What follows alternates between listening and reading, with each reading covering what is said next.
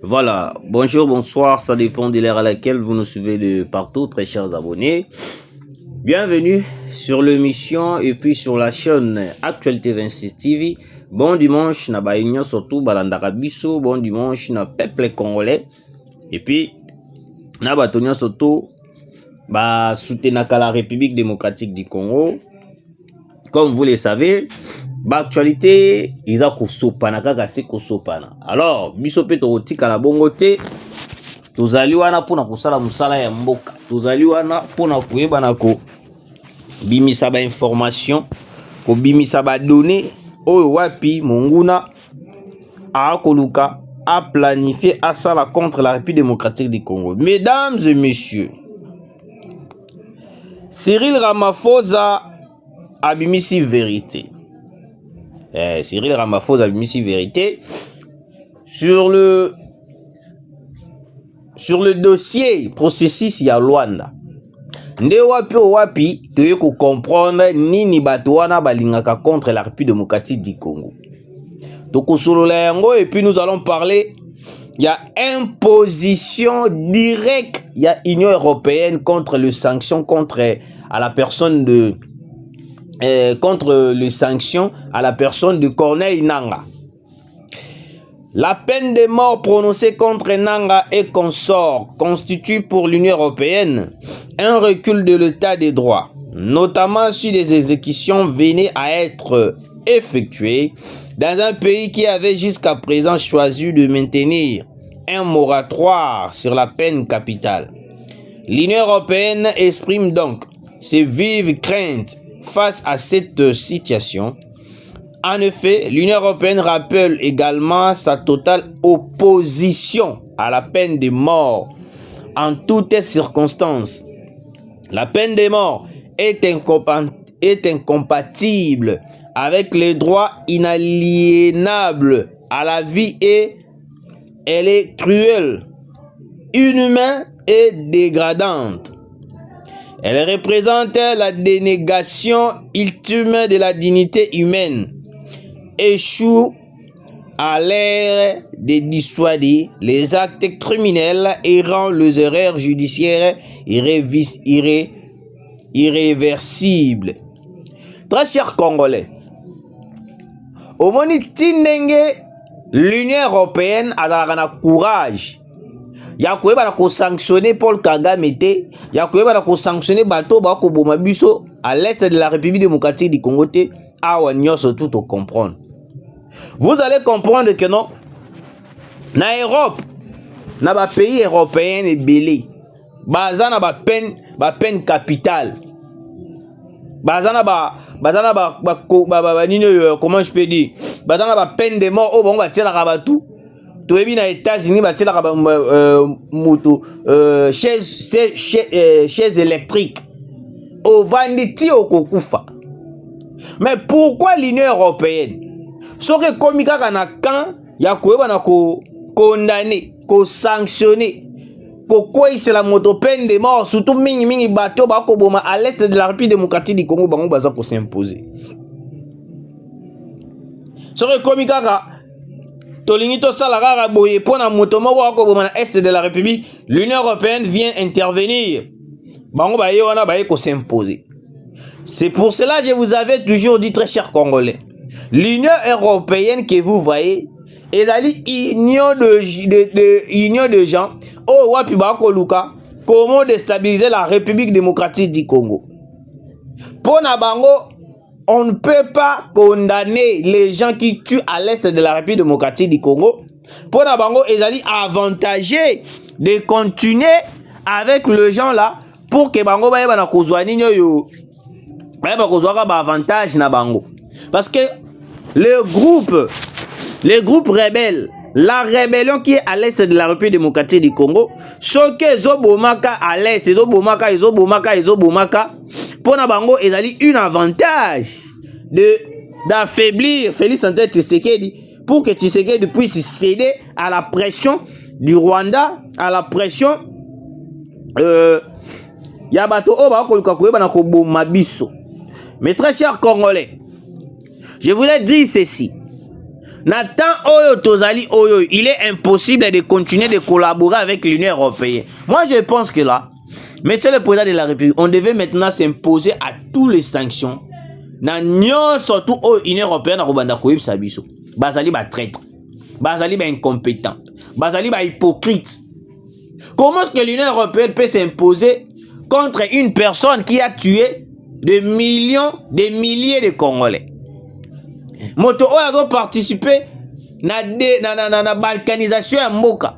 Moto a participé na attaquer la République, et puis l'Union européenne il est là en train de soutenir, en train d'imposer des lois contre la condamnation de cette personne.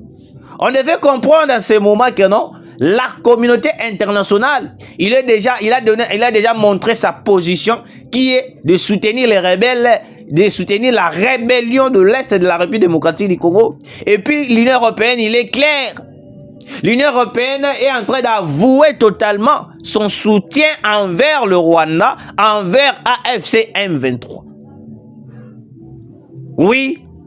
Beaucoup de personnes vont se demander, vont se poser des questions. Mais pourquoi l'Union européenne a dit bande konangai? Le problème de la RDC, c'est le problème il y a minerai.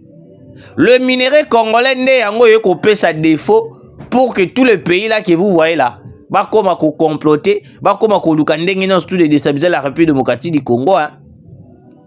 Dès lors que nos bino bozali na babar, boko mela, boko sala ambiance, bozali na ba hôtel, de l'autre côté le pays est en train de partir. L'imposition de l'Union européenne et kokendega aboy. Ti boko mona pe boy, les États-Unis vont s'opposer.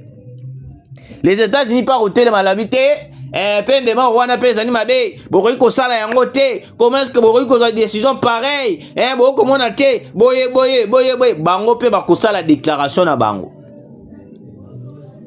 Moi je me dis, ou soit je me pose des questions, est-ce qu'on est dans un pays où il y a la démocratie? Est-ce que tu es dans un pays où il y a vraiment indépendance? Parce que si réellement tu as indépendance, monsieur le président de la République, on n'a pas besoin d'écouter l'Union européenne. Nous sommes un pays indépendant. Nous sommes un pays où il y a travail à Canada et fort na biso. On ne peut plus continuer. On ne peut plus continuer de... On est obligé na batan o nyan surtout yako landaka les sous l'Union européenne. Le même Union européenne bakala trotte awa, il avait signé un accord de minerai avec les Rwandais. On a dénoncé. L'Union européenne wana yeko le kana itandoike pour faire des propositions, des déclarations plutôt, excusez-moi, en disant qu'il y en a plus de 90% à 80% de minerais exportés par les Rwandais, ce sont des minerais purs congolais. Le minerai du sang. Mais jusque-là, tout le monde a ta déclaration mon côté et les cas itandoike pour éclaircir l'opinion que notre accord au Basinyakana Rwanda ba rompre yango ba kati yango ba kabwani na accord wana o ya makambu ya minerai. Ba ya ba sela biso kaka déclaration, mais pour rompre cet accord et tikala ko sala mate. Rompre cet accord ba continuer na yango toujours. Vous voyez que non, Union européenne wana bazali bato otokoki ko pesa bango ata confiance ité. Bazali bato otokoki ko pesa bango confiance ité. On doit continuer ya koyeba na ko comprendre et puis ko s'imposer contre ba décision na bango o ezali ba décision moko médiocre. Pour nanga na moni yango ezali ba décision moko médiocre. Des décisions o wapi poussaka moto ya koyeba na ko avancer té. Ba décision o ezongisaka toujours la population sima. Des décisions oyo kozongisaka la République démocratique du Congo sima. On doit s'imposer dans la décision surtout parce que là c'est impossible de continuer avec Batouana alors que tous en a besoin de vaincre, besoin de récupérer bah partie na biso nyonso prise par les M23. Écoutez, très chers Congolais. Aujourd'hui, vous avez compris, et puis tout le monde a compris, comment est-ce que la complicité de l'Union européenne, ils ont quoi agir, ils ont komata. Et puis, naebisa kabino à chaque fois que tous les dirigeants du M23 AFC, bakotikalaka jamais qu'on va la sanctionner par l'Union européenne, par les Occidentaux. Bazwa sanction moko pena o pena surtout vandi botolobi pena bazwi pena sanction bakotikalaka kusala yango te. Bakotikalaka kusala yango te. Parce que pona bango avantage ezali que non, Paul Kagame a continué les atrocités, Paul Kagame a continué d'assassiner, de massacrer la population de l'Est pour que bango bazwa kaba minéré na biso parce que na yebisa rabino. Et puis je vous informe une fois de plus. Bon, moni guerre ndenge batu ba ko M23 ba ko récupérer ba localité na biso. Baza ko boma ba ko sala nyoso tout. De l'autre côté, les M23 ba ko boma. Mais de l'autre côté, pour vous informer, pour vous mettre au parfum de l'actualité, ba minéraux na biso ils ont continué ko kenda ka Rwanda. Peut-être ebele ba ko yeba te hein. Et belé peut-être ba ko comprendre te. Ndenge tozali boye ndenge ba ko boma ka biso na este. Na ngambu mususu wana ba minéraux na biso yeko kendaka este. Rubaya zui ba minéraux papa ekoti Rwanda.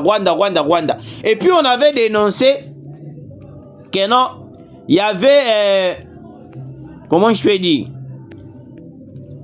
Il y avait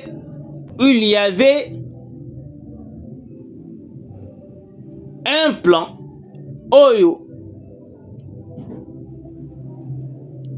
Union européenne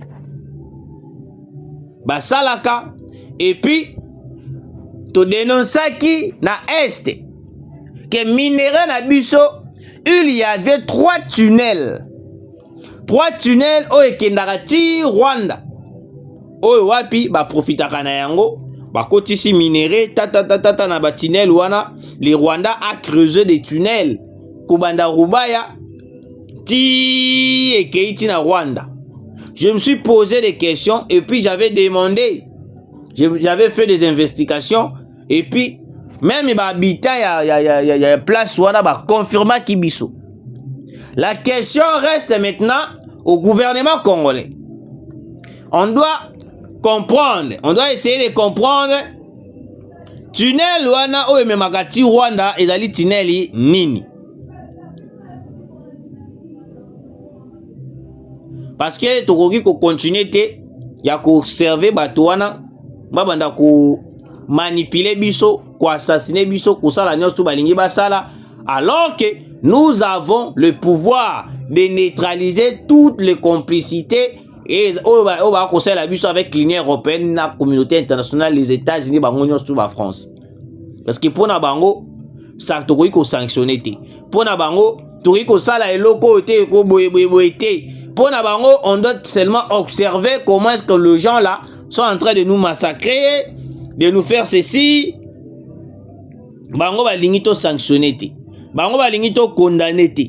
Bango balingi kaka total kaka na misu. Alors pour na biso pe tokoye bana ko continuer toujours ko sanctionner. Pour na biso sanction contre ba Corneille Nangaa nde ezali mutuya. Ba peine de mort ba kozwa yango. Boyoka. Quand Kabila sera jugé, ma seule joie sera de voir ses biens être confisqués. Je m'imagine combien la RDC va gagner. On va commencer par Kingakat. Tous les Congolais na minute oyo souci na bango ekomi sikoyo arrestation contre Joseph Kabila Kabangi. Tous les Congolais. Tous les Congolais. Parce que Joseph Kabila azali moto oyo wapi oyo biso nyonso tout oyebi ke non soki lelo Congo ezali bui ezali nde Joseph Kabila Kabangi. On doit tout d'abord exécuter le mandat d'arrêt qui lancé contre Joseph Kabila. Le jour où Kangela biso Joseph Kabila Kabangi, il faut pas présenter les biso Joseph Kabila. Totinda na CPI. Parce que ceux qui t'ont meki kotinda Joseph Kabila na CPI, la CPI a libéré Joseph Kabila parce que bango yostu wana bazali complice. Les occidentaux bakosala nyos tout pour libérer Kabila na CPI. Seul moyen ezali tokoki kokanga Kabila et puis to condamner ezali kaka ko arrêter Kabila awa na mabele na biso. To kangiye basambisi ye dossier wana eleki na etandoikie. Après avoir collecté dossier na etandoikie, Kabila fois qu'il est prison ndolo. Kabila fois qu'il est prison ndolo. Et puis il sera condamné à mort. Tous les biens, en commençant par Kingakat, et qu'on a confisqué, même sa femme, Olive Lembe, sera dans la résidence surveillée. Azo mérité dans la résidence surveillée. Parce qu'il a participé au conseil. Azo pesara mobile na ba conseil, au monde ngeza boy. Surtout to sala boy, yo sala boy. Surtout to sala boy, yo sala boy. Surtout to sala boy, yo sala boy. Olive Lembe wala bo komona wala. Et la vérité claire. Vérité, oh, batonnion surtout, on doit comprendre. Olive Lembe, moi je pense que dans la minute, il a fallu être déjà interpellé. Tout est déjà place mort quelque part. Et comme ça, là, non, moi, on se présenter directement. Tu vois comment on a retard, il y a Joseph Kabila de ne pas se présenter. Alors qu'on se retrouve dans Namibie, c'est parce que ayebi que non nous bakangi être cher na été. Non bakangi ata ndekunaye mokote. Mais ce qui justice c'est juste ka décision. Ya ko kangela biso ata Olive Lembe.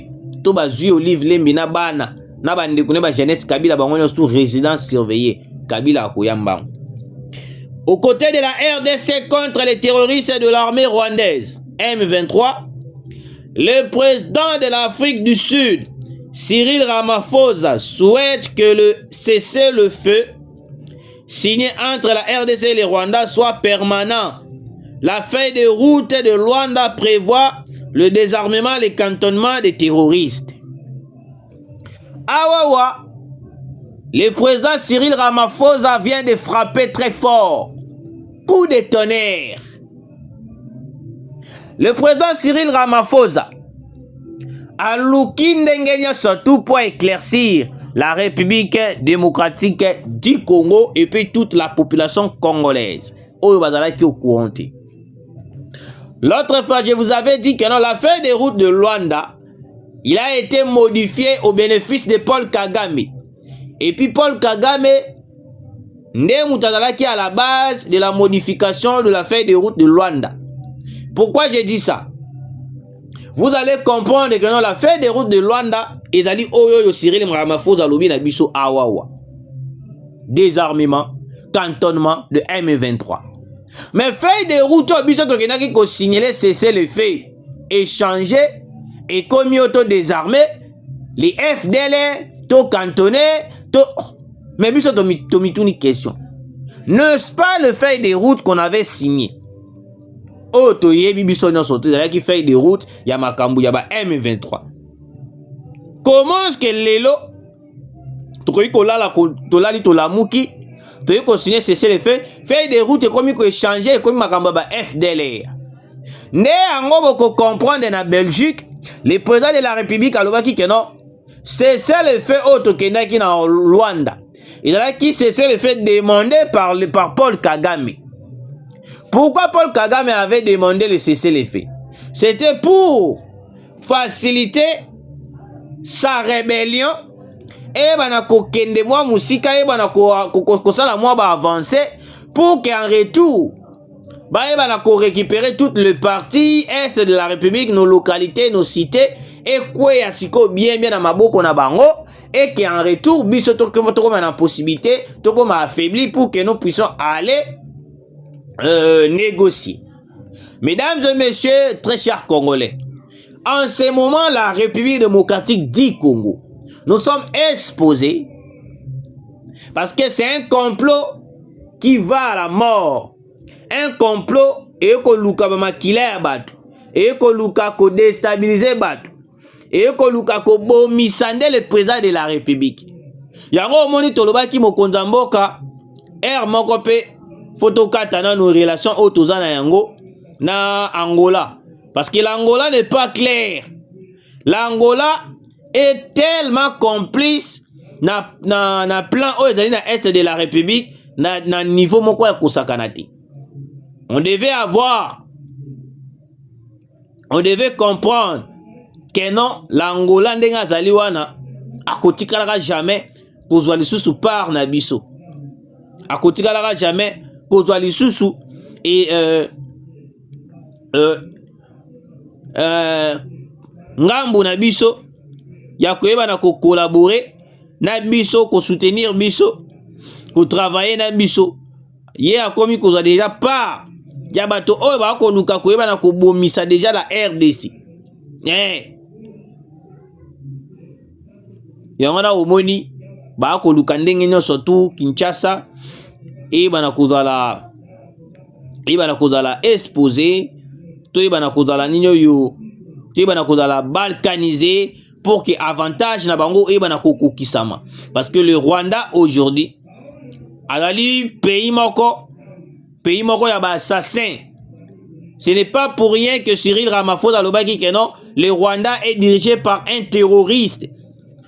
Cyril Ramaphosa avait dit clairement, alobaki avec vérité surtout, que le Rwanda est dirigé par un assassin, par un terroriste. Oyo wapi biso lelo ba Congolais, il faut toujours part na biso des responsabilités de comprendre que non, le Rwanda n'est pas un pays à soutenir. Les Rwandais bazali bato te tokoki kotela motema, bato te tokoki ko collaborer na bango. On doit rompre toute coopération, toute collaboration avec le Rwanda, avec l'Ouganda, na ba pays wana mususu. J'espère que vous m'avez vraiment suivi. Lelo ezali dimanche, tout ça les bino émission pour nous informer bino la complicité de l'Union européenne avec badongolo miso bato ba ko bomana est de la République. Merci de nous avoir suivis. Tokutani mbalasima.